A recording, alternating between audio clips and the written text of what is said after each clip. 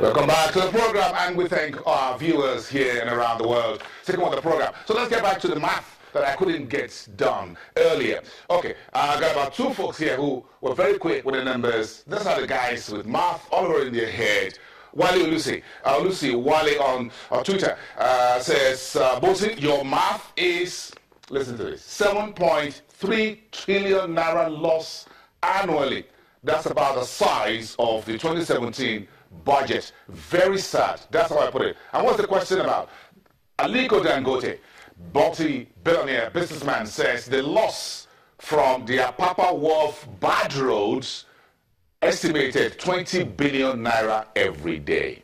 So we're trying to multiply that by 365 days a year. Very simple, because you got trucks, business around that place on a daily basis, and that gives you 7.3 trillion. Nigeria's 2017 budget is 7.4 trillion naira. That's about 24 billion US dollars that Nigeria loses every year to Apapa Port's bad roads.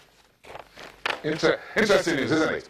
Okay, so yesterday we saw, and thank you folks and others who also, Joshua and Agogo also sent the figures in. 140 billion multiplied by 52 give you 7.2 trillion to the Apapa gridlock. Thank you. Keep them coming. Keep your eyes on the program. But let's get into the energy market very quickly. Thank you, folks. Let's get the big 7 yesterday. On the news, the corn oil is paying a nice, decent group, gross dividend for 2016 financial year. We'll talk about the earnings that was out yesterday. Corn oil shares moved up 1.32% on that news, and the volume 337,000, the share up to 38.50. Earnings per share, the company is reporting much better. Earnings per share 23% over the 2015 figure. Forte Oil shared 5.25%. Mobil and MRS remain unchanged. Oando suffered another haircut, 4.61%, almost 4.6 million ordinary shares. Seplat and Total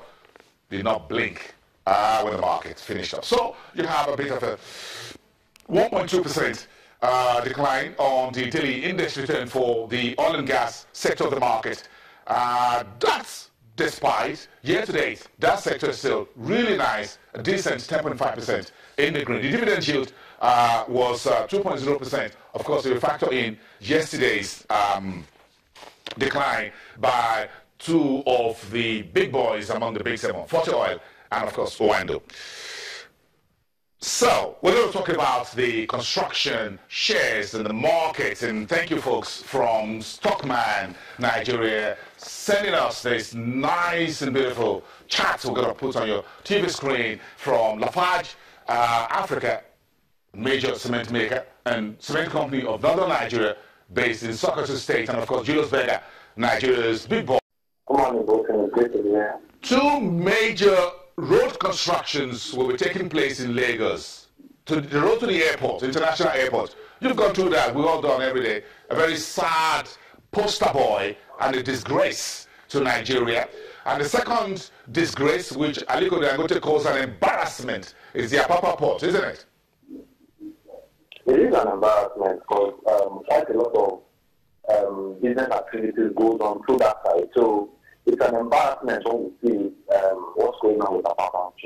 Yes. So look at the shares of these cement companies, because we're going to do this massive road construction. You're talking about tons and tons and tonnage of cement. So look at Lafarge Africa, look at CCNN, and tell me that investors are not sniffing around and looking at all this construction infrastructure that is going to be done, and they think these shares needs to move north. Let's start with Lafarge Africa. Definitely a very currently beaten down company in terms of share price. So yes, the fact that we are going to be seeing huge investment in infrastructure, beginning from about 350 billion, I think, if my figures are correct, that has been approved and will be committed to infrastructure development by the government.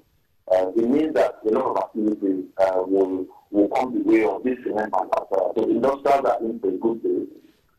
And remember also that in the course of the program, one of those days that I came, we talked about Julius Berger also being a company that will benefit from the passage of the budget, and that is beginning to also play out. Yes. We saw that Julius Berger was in top yesterday. So yes, for industrial construction companies, it's a good day with what you're saying currently with the infrastructure focus. Okay, we'll get to Julius Berger in a second, but look at Cement Company of Northern Nigeria. This was part of the conversations we've had over the last 3 days about how this, a bit of a small cap cement company, much smaller than Dangote Cement and Lafarge Wapco, in Sokoto State, is making some gains. If you're watching the screen right now, I'm sure you can see this chart, isn't it? Yes. Now look at the sharp fall. Look at the sharp fall there from CCNN. Yes, it's effective that, as a result of the fact that we've had quite some challenges with the northern extraction, with the issue of Boko Haram. A lot of people have decided to jump this year for both CCNN, Lafarge, Ashaka. But what we see currently is the fact that we are beginning to get the hand at trade to a very large extent on getting the fees there, and it will mean that a lot of construction work needs to go on. Also, I think what is particularly interesting about CCNN is the fact that it's in an isolated area where the dominance of Dangote can be watered down a bit. If you look at the closest cement factory of Dangote to Sokoto, it's probably the one in Kogi, and that doesn't give a lot of, it gives some sort of monopolistic advantage to CCNN to dominate that very small segment of the market. In the northwest.